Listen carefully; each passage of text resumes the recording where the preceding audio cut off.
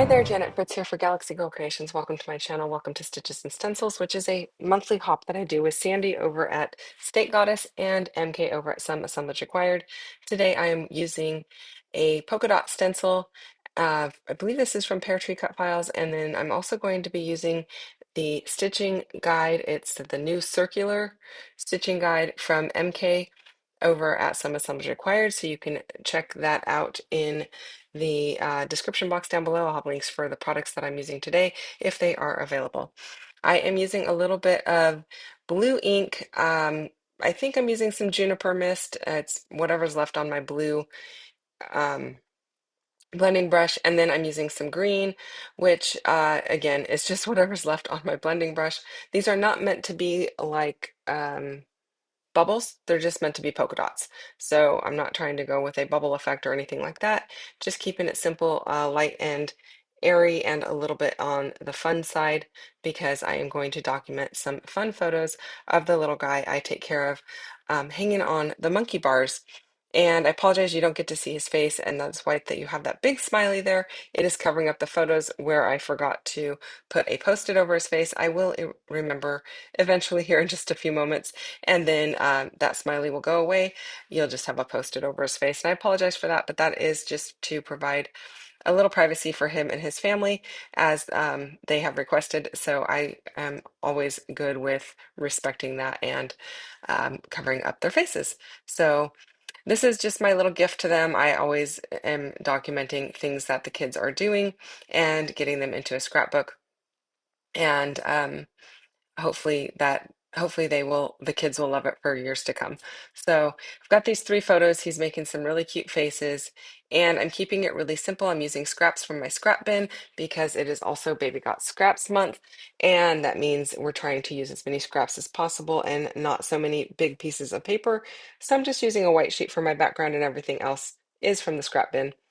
And I am just going to go with some layers here, and I really like the way that this comes out.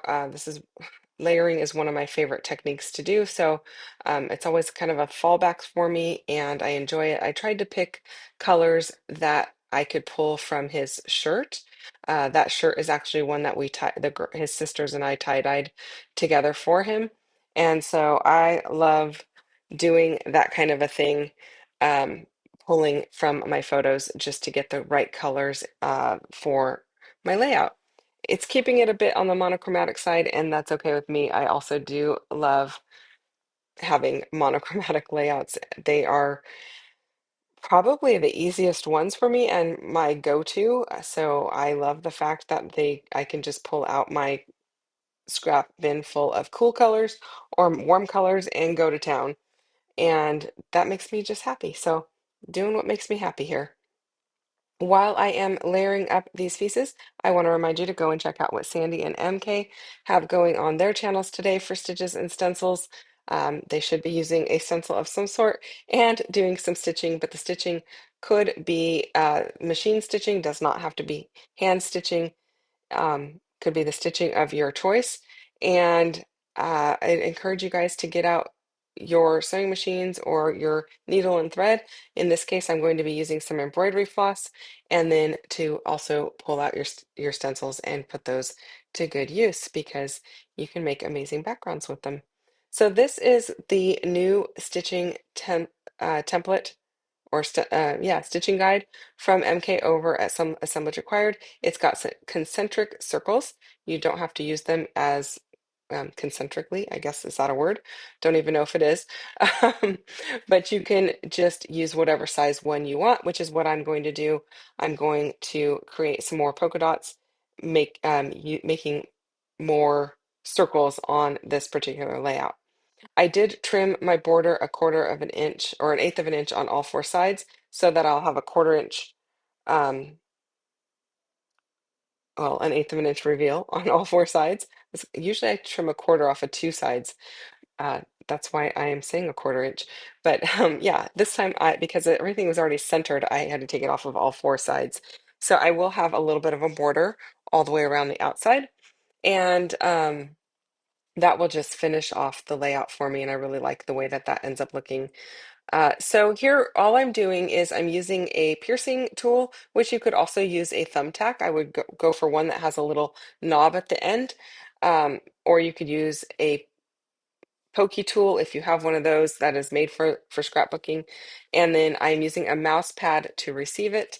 So fun foam would also work. Anything that is foam or has a little give underneath it so that you can poke holes. And it works really well. It makes it really easy. The stitching holes on these circle guides are close together, which makes it look like a really nice round circle. Sometimes if they're not close together, you get kind of more of an angular circle, not a hexagon because you got multiple sides, but it's not quite a nice circular rounded edge.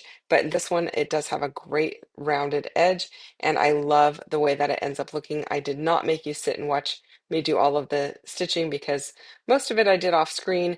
Um, I just did a simple back stitch so that I've got those circles built in. And then through the back, I just taped it with a little bit of post-it tape. I wouldn't normally recommend post-it tape, but because I know I'm going to be adding another layer of paper to give me that framework all the way around the outside, I feel like the post-it tape works well. You could use washi, you could use Scotch tape, whatever works for you. And then I'm using a juniper mist Catherine Pooler ink around the outside edges of my background paper, or my border paper, so that I have a nice navy blue background to pull in more of the navy that is going on with that navy layer in the stack of papers that I've got behind the photos. And then I'm going to pull out some ephemera bits here. These are from the 49 and Market Viken collection, and then I'm just going to layer those up to finish off my layout. I'm going to stretch that little silvery gray frame so that it goes above and below the layers of papers. And then I am using an acrylic piece from Colorcast Designs to create my title, Love You Like Crazy. And I just think it's a really great title for this. And really, I do love this little guy. He just brings so much joy to me and to his family. He's just an amazing little guy. And yeah, just wanted to document that. I don't know that I'll do a whole bunch of writing on here. I might just leave that for his mama to do. Um, I think that, you know, the title is appropriate for most of the people in his life. So I think it works out really well. And I am just going to build up those layers using my ATG gun to adhere everything down. And then I will use a little liquid glue to hold a few things in place, as well as some glue dots to hold the title in place. So I use several different kinds of glue to hold all of my pieces where I want them. And that works well for me. You could also use liquid glue for this, but I tend to use glue dots. So, um, yeah, if you have a tape runner that has the little dots on it, that might work well for these as well. Do what works well for you. I did like this arrow because it kind of nestles into the Y of the word crazy. So I'm using that there, and then I'm going to put a little tiny label here to create the little spot for journaling, which is not a lot. It's not going to give you a huge space, or me as a huge space, or his mom a huge space, but it will give a little room to write at least the date and just a couple of notes about him, or about what he's doing or where he's at, whatever she decides that she wants to put in there. So I just adhered my background down with my ATG, and then I'm going to add my whole stack to that area. I will ink up this little label that's going to go in for the journaling, and I'm going to use a little of the Juniper Mist ink for that, just to kind of finish it off. And I'm really liking how it's looking so far. That is pretty much it, you guys. Close-ups are coming up, so stick around for that. Don't forget to check out MK and Sandy's channel. The links are down below. I'll see you guys again next time. Bye-bye.